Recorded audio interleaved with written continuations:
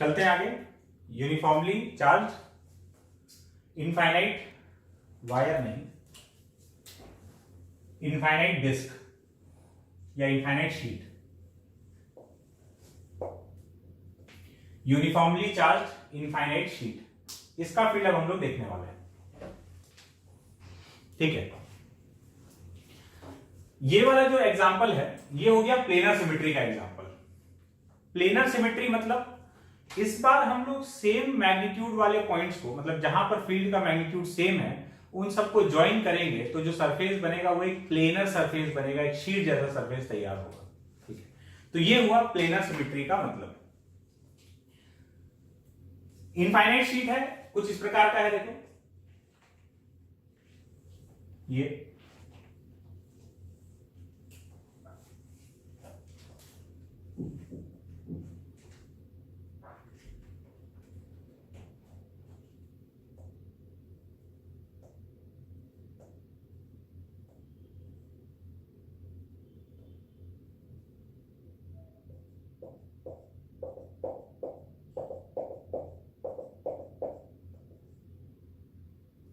Charge density है sigma. तो ये एक इनफाइनाइट शीट हो गया, पूरा इनफाइनाइट प्लेन। मतलब इस प्लेन को अगर समझे इनफाइनाइट शीट, तो ऐसे भी इनफाइनाइट है और ऐसे भी इनफाइनाइट है, तो ये पूरा एक इनफाइनाइट शीट हो गया समझो। और इनफाइनाइट शीट जब भी है वो पूरे दुनिया को दो पार्ट में बांट दे रहा है, शीट के इस तरफ और शीट के उस तरफ। तो ये पूरा एक इनफाइनाइट शीट हुआ। इसका फील्ड हम लोग देखना चाह रहे हैं। दो बात है, एक तो ये प्लेनर सिमेट्री का एग्जांपल है, और दूसरा बात ये है कि इसका जो फील्ड आने वाला है वो यूनिफॉर्म फील्ड आने वाला है, डिस्टेंस पे डिपेंड नहीं करेगा। देखते हैं कैसे। तो हम क्या कर रहे हैं, इस शीट का साइड व्यू बना रहे हैं। साइड व्यू मतलब सामने से देख रहे हैं तो ऐसा शीट है, साइड से देखेंगे तो खाली एक लाइन दिखेगा, है ना। सामने से पूरा ये ऐसे स्क्वायर दिख रहा है या जैसा भी शीट हो, ये शीट दिख रहा है। साइड व्यू देखेंगे तो इस शीट का साइड व्यू देखेंगे तो कैसा दिखेगा, खाली एक लाइन, मतलब इस तरह से कुछ है। देखो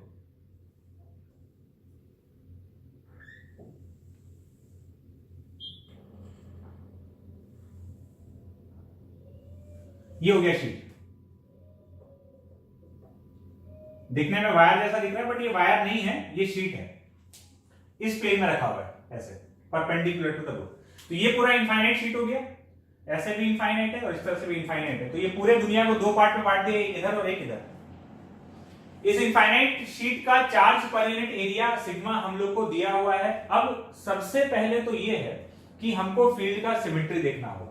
हम बोल रहे हैं कि फील्ड का सिमेट्री प्लेनर है, तो जरा इसको चेक तो कर लिया जाए कि कैसे प्लेनर है। प्लेनर है का मतलब ये हुआ कि एक जैसे फील्ड वाले पॉइंट्स को अगर हम ज्वाइन कर दें तो हमको क्या मिलना चाहिए, हमको एक प्लेन सरफेस मिलना चाहिए। देखते हैं मिलेगा। यहां से कुछ डिस्टेंस पे मान लो हमको फील्ड देखना है, तो हम यहां से ऊपर एक एलिमेंट लिए, x डिस्टेंस ऊपर एक एलिमेंट लिए dx। ये जो एलिमेंट कट किए हैं, ये सारा काम हम फील्ड का सिमेट्री देखने के लिए कर रहे हैं। ये जो एलिमेंट लिए dx, ये पूरा ऐसे स्ट्रिप कटा होगा, ये समझ रहे हो, ये शीट ऐसा रखा हुआ है पूरा। तो ये जो dx काटे हैं, ये छोटा सा टुकड़ा नहीं है, ये पूरा का पूरा एक इनफाइनाइट वायर जैसा हो गया। ये बिल्कुल ऐसा है, देखो यहां से कि यहां से x डिस्टेंस ऊपर जाकर हम ये dx थिकनेस का स्ट्रिप कट किए। तो साइड से देख रहे हैं तो ये स्ट्रिप ऐसा है पूरा। तो ये एक इनफाइनाइट वायर हो गया। इस इनफाइनाइट वायर की वजह से यहां जो फील्ड आएगा वो इस तरफ आएगा D. Let's say this angle is theta. तो यहां से x डिस्टेंस नीचे भी एक एलिमेंट लेते हैं dx, इसका इलेक्ट्रिक फील्ड इधर आएगा डी, ये भी एंगल थीटा। ये दो एलिमेंट लेके हम लोग को सिमेट्री समझ में आने वाला फील्ड का, इस तरफ देखेंगे तो ये कितना हो जाएगा, डीई कॉस थीटा। कितना हो जाएगा, डीई कॉस थीटा। इधर हो जाएगा डीई साइन थीटा और इधर हो जाएगा डीई साइन थीटा। तो एक बात ये समझ में आया कि डीई साइन थीटा तो कैंसिल हो जाएगा, डीई साइन थीटा तो कैंसिल हो जाएगा। तो शीट के सामने जिस पॉइंट, किसी पॉइंट पे जो फील्ड आ रहा है वो परपेंडिकुलर टू द शीट आ रहा है। अच्छा, क्योंकि ये इनफाइनाइट है तो किसी भी जगह तुम देखोगे तो जितना ऊपर एलिमेंट मिलने वाला है उतना ही नीचे मिलने वाला है। इनफाइनाइट शीट है तो हर जगह पर, है ना, किसी भी जगह पर फील्ड देखेंगे तो ऊपर वाले की वजह से ये जो डी साइन थीटा आ रहा है और नीचे वाले की वजह से जो ऊपर डी साइन थीटा आ रहा है ये कैंसिल हो जा रहा है। अल्टीमेटली फील्ड किस तरफ ऐड हो रहा है, परपेंडिकुलर टू द शीट, जो डी कॉस थीटा वाला कंपोनेंट दिख रहा है। तो इस जगह पर फील्ड देखेंगे तब भी इधर, इस जगह पर फील्ड देखेंगे तो इधर, परपेंडिकुलर टू द सरफेस। ठीक है, बात समझ में आया? किसी भी पॉइंट पर सबसे पहला बात तो यह है कि किसी भी पॉइंट पर फील्ड का जो डायरेक्शन है वो परपेंडिकुलर टू द शीट है। दूसरा बात यह है कि यहां पर जैसे ये शीट है, ठीक है, इस शीट के हिसाब से देखें, समझना जो बात समझाने वाला है। ये पूरा इनफाइनाइट शीट है, यहां पर फील्ड, इस जगह पर फील्ड कहां है, कैसे, परपेंडिकुलर टू द शीट। यहां पर कैसे, परपेंडिकुलर टू द शीट। यहां पर कैसे, परपेंडिकुलर टू द शीट। यहां पर कैसे, परपेंडिकुलर टू द शीट। हर जगह पर परपेंडिकुलर है। अच्छा, अगर हम शीट से कुछ r डिस्टेंस पर आ जाए, मान लो r डिस्टेंस पर है, तो r डिस्टेंस यहां, r डिस्टेंस यहां, इससे r डिस्टेंस बराबर अगर दूरी पर है तो हर जगह फील्ड का वैल्यू सेम होगा। तो अगर हम शीट से r परपेंडिकुलर डिस्टेंस r पर जाएं तो हर जगह फील्ड का मैग्नीट्यूड सेम मिलने वाला है और डायरेक्शन भी सबका इधर ही है। एक जैसे फील्ड वाले पॉइंट को अगर ज्वाइन करें, ये शीट है इनफाइनाइट शीट पूरा ऐसे, तो यहां से r डिस्टेंस इधर, यहां से r डिस्टेंस इधर, इससे परपेंडिकुलर डिस्टेंस r पर बराबर डिस्टेंस पर जा रहे हैं तो हर जगह फील्ड का मैग्नीट्यूड सेम होगा। और अगर हम सेम मैग्नीट्यूड वाले पॉइंट्स को ज्वाइन करेंगे तो हमको क्या मिलेगा, एक प्लेन सरफेस तैयार होने वाला है इस बार। तो प्लेन सरफेस अगर तैयार होने वाला है तो सिमेट्री कैसा हुआ, प्लेनर सिमेट्री हुआ। प्लेनर सिमेट्री मतलब सेम फील्ड वाले पॉइंट्स को ज्वाइन करने पर जो सरफेस मिल रहा है वो एक प्लेन सरफेस है। बात क्लियर है? तो हमको फील्ड का सिमेट्री समझ में आ गया। अब बस बात इतना सा है कि इधर देखोगे तो फील्ड ऐसे परपेंडिकुलर रहेगा, इस तरफ देखोगे तो फील्ड ऐसे रहेगा, अवे फ्रॉम द चार्ज। ठीक है, ये शीट के इस तरफ इधर है और इधर फील्ड देखोगे तो इस तरफ है। तो अब हमको फील्ड का सिमेट्री समझ में आ गया कि प्लेनर है। अब हम लोग गॉस लॉ लगा के फील्ड का वैल्यू कैलकुलेट कर लेते हैं। तो जब फील्ड का सिमेट्री प्लेनर है तो हमको एक ऐसा गॉसियन सरफेस लेना चाहिए जिसका सरफेस प्लेन हो। एकदम सही बात है, तो लेते हैं।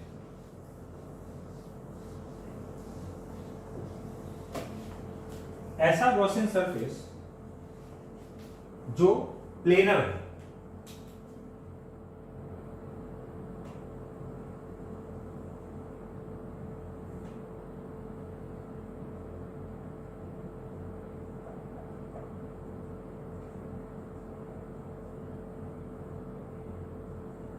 ये शीट हो गया अपना। हम इस टाइप से एक सिलेंडर कंसीडर कर रहे हैं।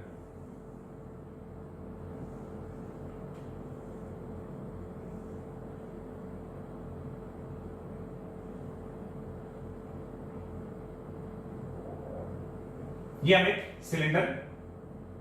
सिलेंड्रिकल गॉसियन सरफेस ले लिए।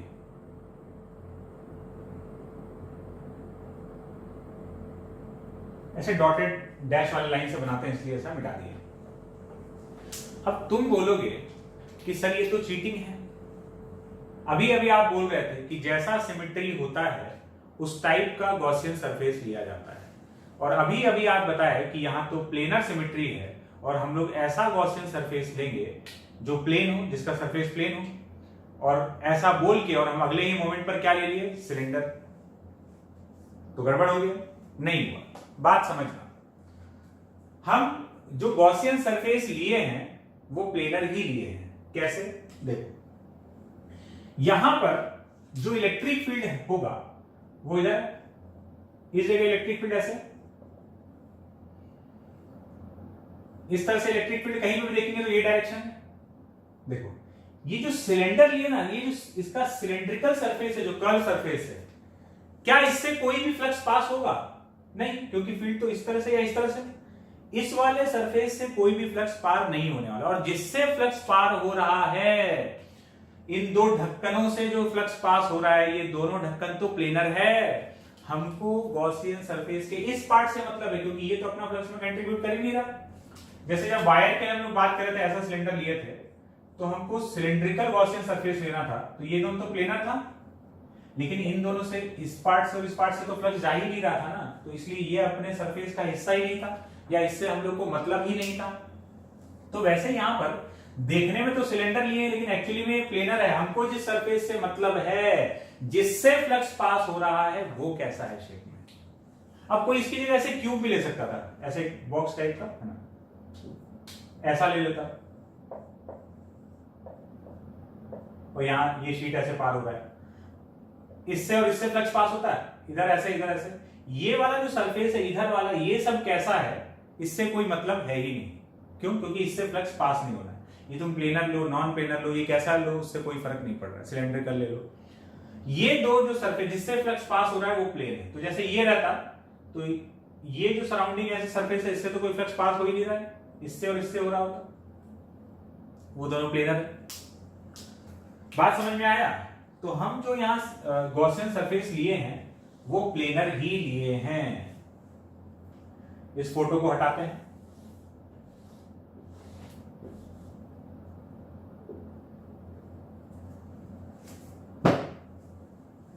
अब देखो,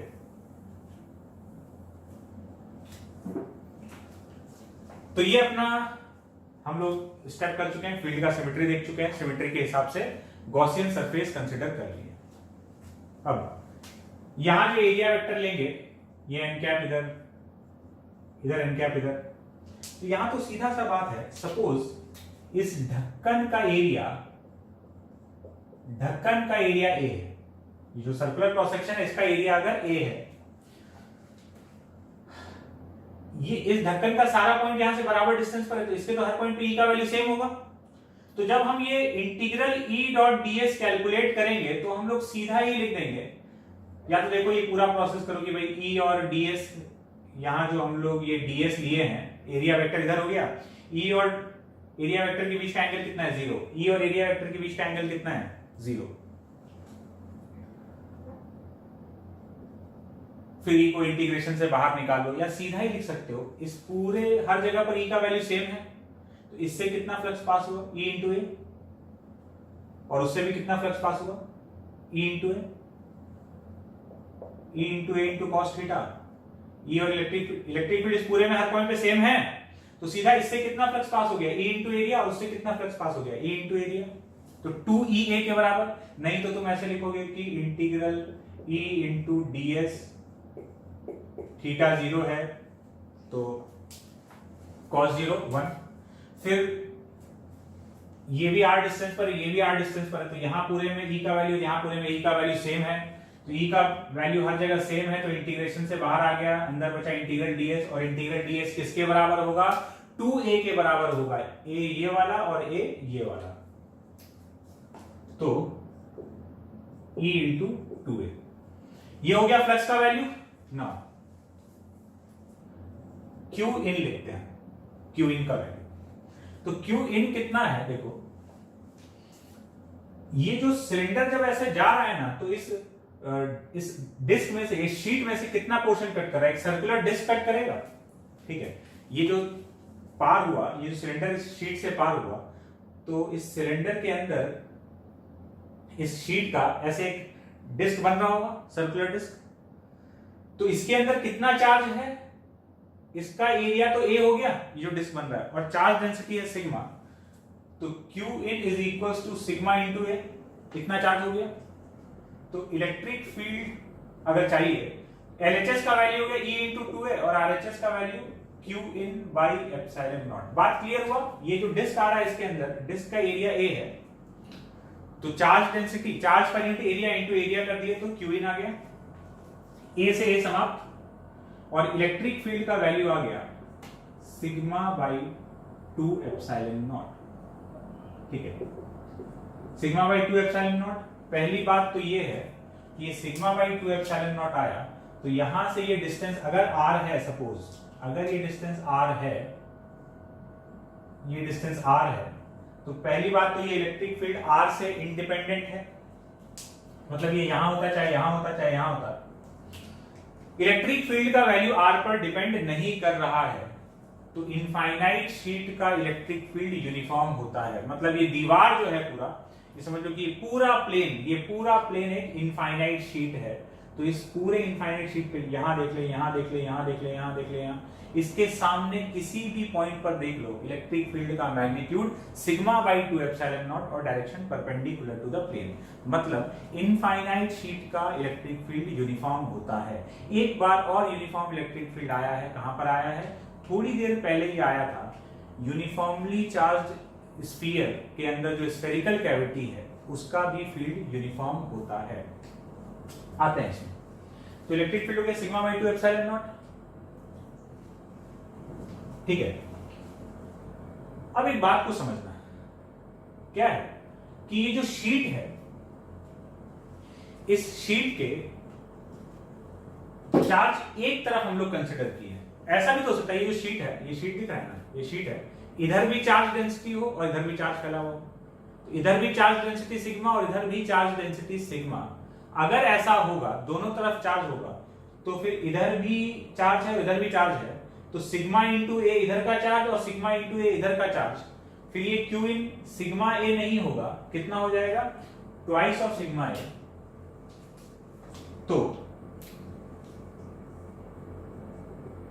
if charge on both the sides, then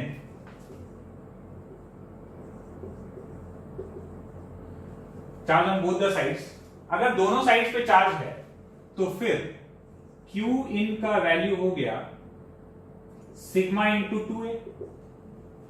तो फिर अगर हम लोग ऐसे लिखेंगे E इंटू 2a, ये वाला part is equals to Q in sigma into 2a by epsilon naught.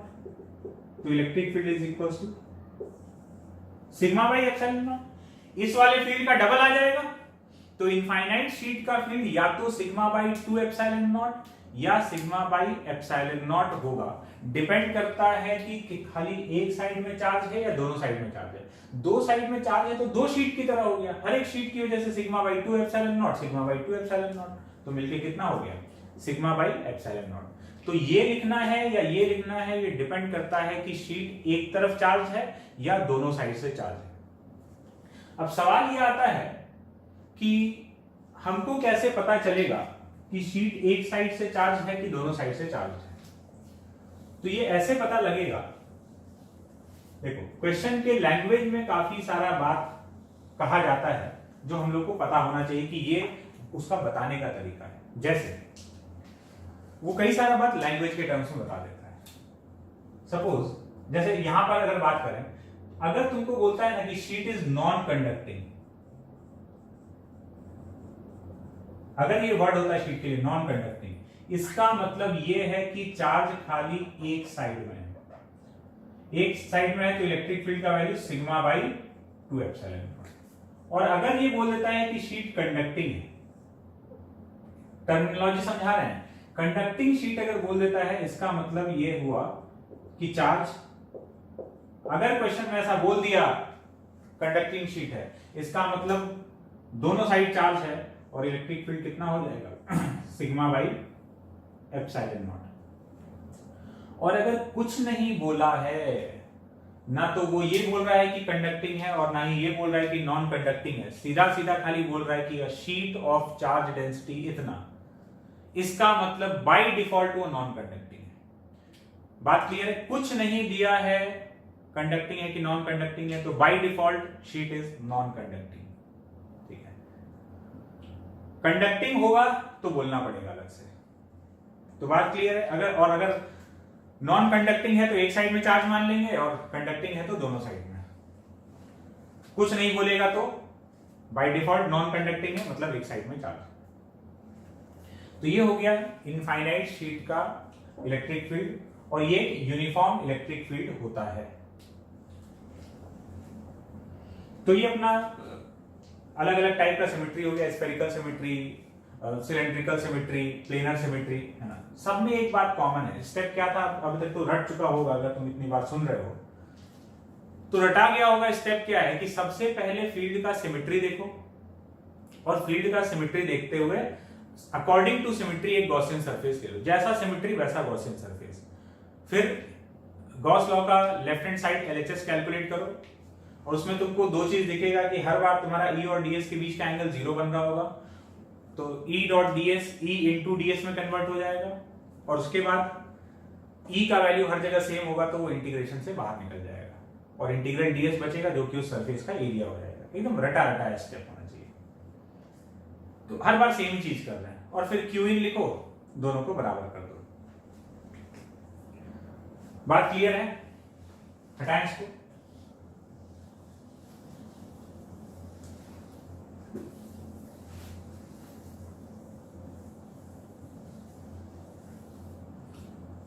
तो यहां तक अपना फ्लक्स और गॉस लॉ का बात कंप्लीट होता है। अब हम लोग चलते हैं आगे। अब हम लोग इसके दूसरे सेक्शन की तरफ बढ़ रहे हैं, इलेक्ट्रोस्टैट का। अभी तक हम लोग जो पढ़ रहे थे वो फील्ड और फोर्स, फ्लक्स में फील्ड का बात हो रहा था, फील्ड और फील्ड लाइन। अभी तक जो हम लोग बात कर रहे थे वो फोर्स और इलेक्ट्रिक फील्ड से रिलेटेड बात कर रहे थे। अब हम लोग एनर्जी वाले पार्ट में एंटर करने वाले हैं। एनर्जी वाले पार्ट में एंटर करने वाले हैं पोटेंशियल एनर्जी, एनर्जी से रिलेटेड कैलकुलेशन। और इलेक्ट्रोस्टैट का जो सेकंड वाला ये जो पोर्शन है जिसके तरफ हम लोग जा रहे हैं, एनर्जी रिलेटेड पार्ट वाले में, है ना, इससे जो नंबर ऑफ क्वेश्चन कहीं पर भी दिखेगा, चाहे पैकेज में दिखेगा या फिर किसी भी बुक में या कहीं पर भी, तो इससे क्वेश्चन थोड़ा सा ज्यादा दिखता है रिलेटिवली जो अभी तक हम लोग जो पार्ट देखे हैं। ऐसा नहीं कि इंपॉर्टेंट नहीं, पूरा बेस ये नहीं आएगा तो आगे वाला तो आने वाला ही नहीं है ना, सब कनेक्टेड है।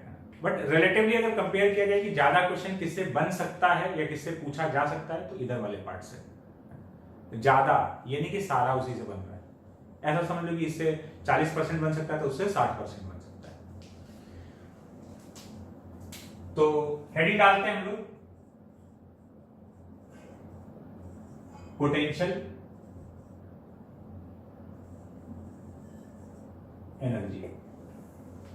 Potential energy, potential energy word जब हम लोग फिजिक्स पढ़ रहे थे तो सबसे पहली बार 11th क्लास में वर्क पावर एनर्जी वाले चैप्टर में आया था पोटेंशियल एनर्जी। ठीक है, वहां पर सबसे पहले हम लोग, ये नाम तो पहले भी हो सकता है कि 10th में सुने हो, लेकिन 11th के फिजिक्स में हम लोग इसको पहली बार इंट्रोड्यूस किए थे वर्क पावर एनर्जी वाले चैप्टर में। और वहां पे हम लोग डिटेल में समझते हैं, पहली बार फिजिक्स में हम लोग बात करते हैं कि एक्चुअली में पोटेंशियल एनर्जी है क्या, वहां उसका फील लिया जाता है कि व्हाट इज पोटेंशियल एनर्जी। ऐसे ही थोड़ा सा एक क्विक रिकैप है ना, ब्रीफ कर देते हैं कि क्या पोटेंशियल एनर्जी था। तो पोटेंशियल एनर्जी को ऐसे कहा जाता है कि किसी भी सिस्टम के पास उसके पोजीशन की वजह से, उसके स्टेट की वजह से, स्टेट इज आल्सो पोजीशन है ना, उसके पोजीशन की वजह से या उसके स्टेट की वजह से या उसके कॉन्फ़िगरेशन की वजह से जो एनर्जी आ रहा है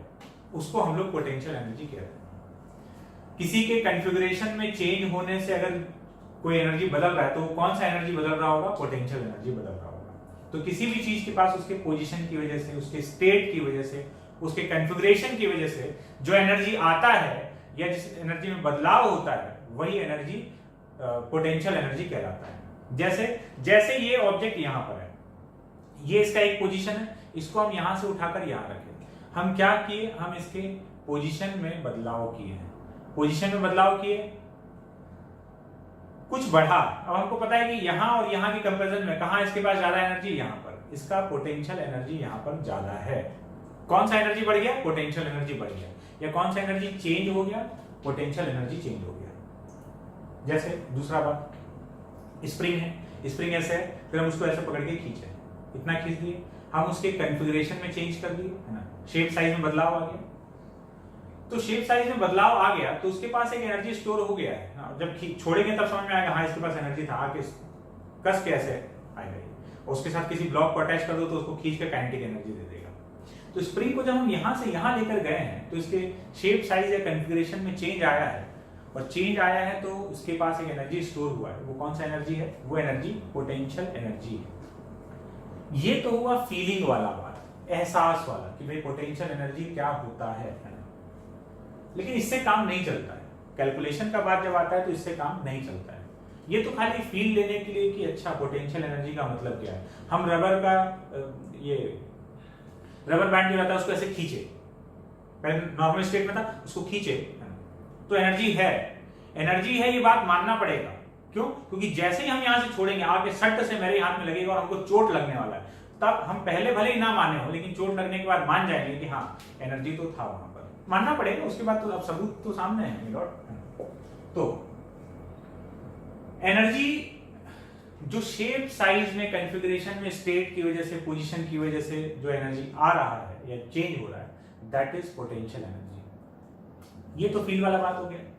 कैलकुलेशन में जब इसको उतारा जाता है तो हम लोग बोलते हैं कि पोटेंशियल एनर्जी जो है ना वो कंजर्वेटिव फोर्स से एसोसिएटेड रहता है।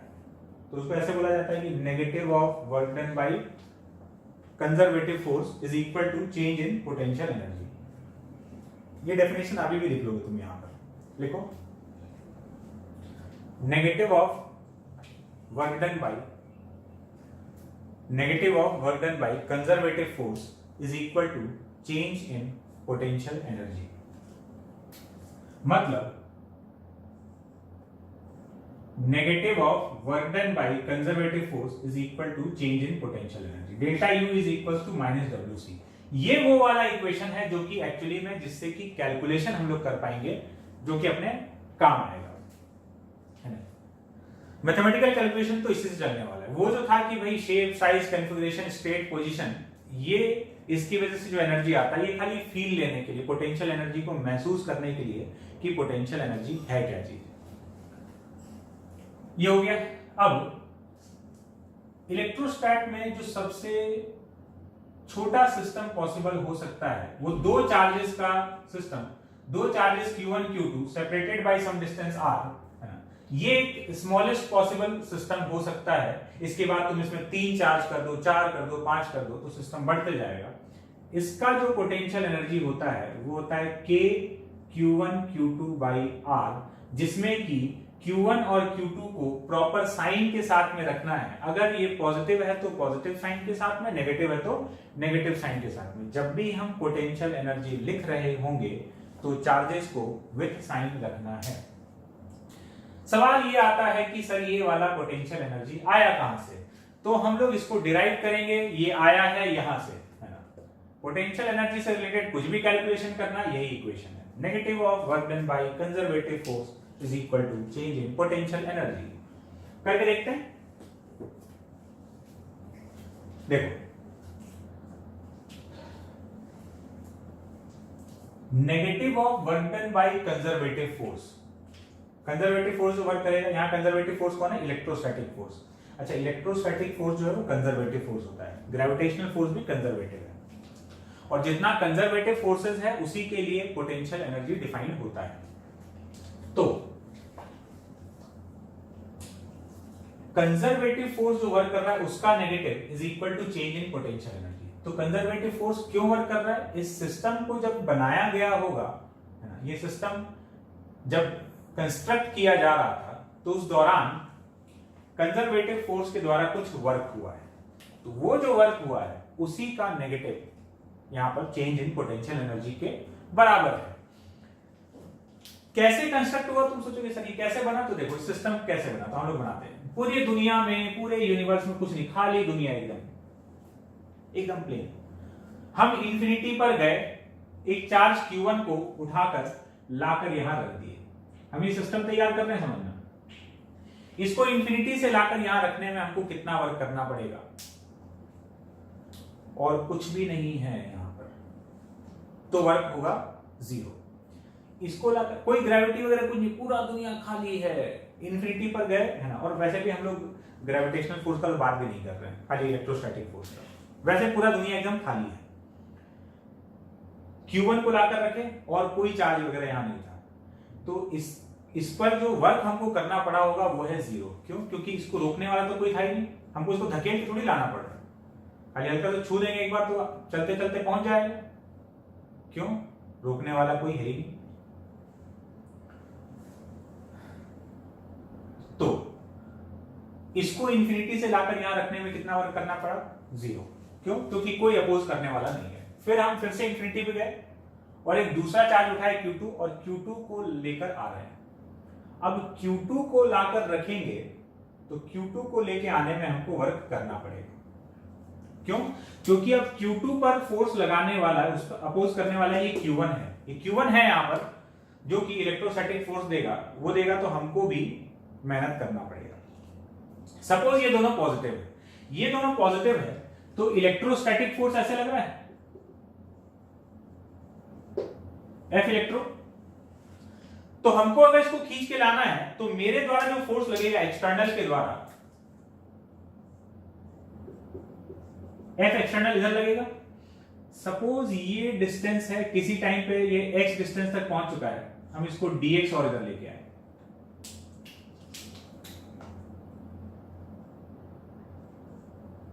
ये Q2 यहां पर रखा हुआ है, ठीक है। हम फोर्स इधर लगा रहे हैं, इधर डिस्प्लेस कर रहे हैं, मेरे द्वारा पॉजिटिव वर्क हो रहा है, इलेक्ट्रोस्टैटिक फोर्स का नेगेटिव वर्क हो रहा है क्योंकि फोर्स उधर लग रहा है और हम डिस्प्लेसमेंट इधर दे रहे हैं, ठीक। तो अब इंफिनिटी से लाते लाते लाते हम कितने डिस्टेंस पर लाकर छोड़ देंगे इसको, r डिस्टेंस पर, और ये सिस्टम तैयार हो जाएगा। तो इसमें तो वर्क करना ही नहीं पड़ा, Q2 के लिए वर्क करना पड़ रहा है। तो work done by conservative force, work done by conservative force मतलब work done by electrostatic force कितना है, देखो ये फोर्स वेरिएबल रहेगा क्योंकि x के साथ वेरी करता जाएगा, इंटीग्रेट कर लेते हैं। तो F इलेक्ट्रोस्टैटिक्स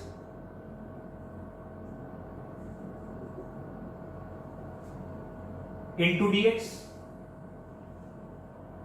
अच्छा, इलेक्ट्रोस्टैटिक फोर्स का वर्क कैसा है, नेगेटिव वर्क हो रहा है, फोर्स उधर लग रहा है, डिस्प्लेसमेंट इधर, ठीक है। तो कंजर्वेटिव फोर्स मतलब इलेक्ट्रोस्टैटिक फोर्स का वर्क कैलकुलेट कर रहे हैं। तो इंटीग्रल F dx कर देंगे, इंटीग्रल F dx करेंगे तो फोर्स इधर है, डिस्प्लेसमेंट इधर हो रहा है, तो F into dx into cos 180, मतलब हमको ये लिखना चाहिए, तब ना वर्क नेगेटिव होगा। वर्क एक्चुअली में नेगेटिव है, F और dx के बीच का एंगल कितना बन रहा है, 180 डिग्री। तो integral F into dx with minus sign लिखना चाहिए, लेकिन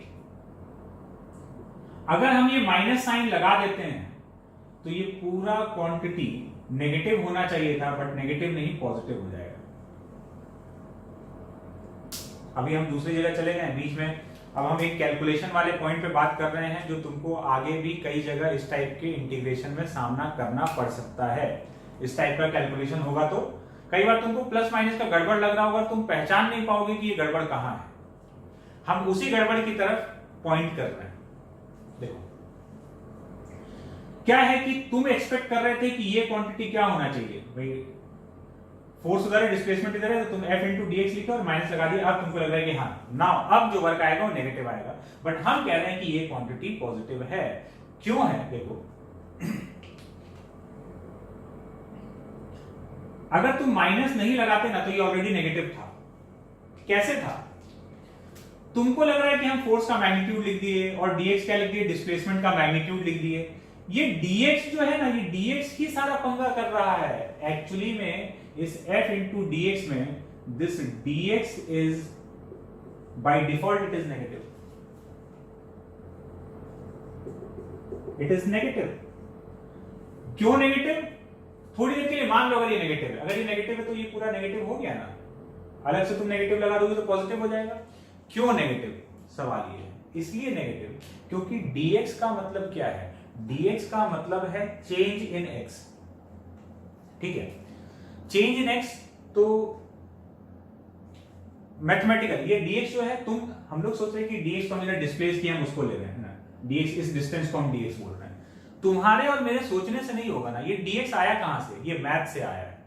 और dx का मतलब है चेंज इन x, मतलब final value minus initial value. जब भी कोई चीज बढ़ रहा होता है तो उसका चेंज पॉजिटिव होता है, और जब भी कोई चीज घट रहा होता है तो उसका चेंज नेगेटिव होता है। तो तुम इंफिनिटी से r डिस्टेंस पे आ रहे हो, तो ये x पहले इंफिनिटी था और ये घटते घटते r हुआ, तो तुम्हारा x यहां पर डिक्रीज हो रहा है। तो ये जो इक्वेशन तुम भले कुछ भी सोच के डालो, जब इक्वेशन में डालोगे तो इक्वेशन तो इस dx को नेगेटिव की तरह ट्रीट करने वाला है, क्योंकि वो dx को क्या मानता है, this is change in x।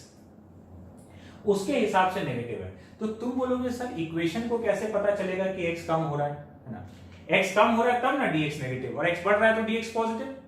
अपने यहाँ x कम हो रहा है, तुम बोलोगे सर इक्वेशन को कैसे मालूम चलेगा, इक्वेशन को मालूम चलेगा